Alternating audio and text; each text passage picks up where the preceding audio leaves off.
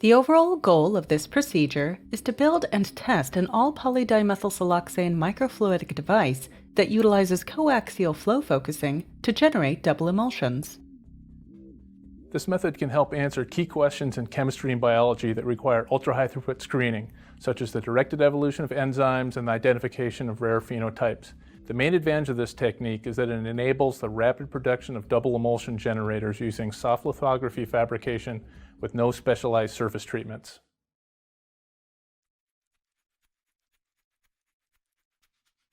To begin, design the microfluidic structures for two-layer fabrication using AutoCAD software.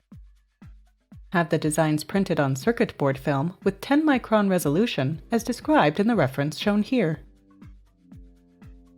Apply 1 to 2 milliliters of SU83035 in the center of a pre-cleaned 3-inch diameter silicon wafer. Place on a spin coater and affix it to the chuck. Spin for 20 seconds at 500 RPMs, followed by 30 seconds at 2000 RPMs.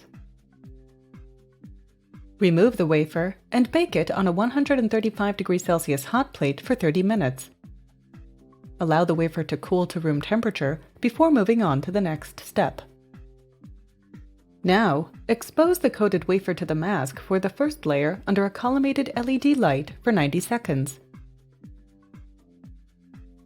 After exposure, place the wafer back onto the 135°C hot plate for 1 minute. Once cooled, apply 1 to 2 milliliters of SU82050 in the center of the wafer. Place the wafer back onto the spin coater and spin for 20 seconds at 500 RPMs, then spin for 30 seconds at 1375 RPMs.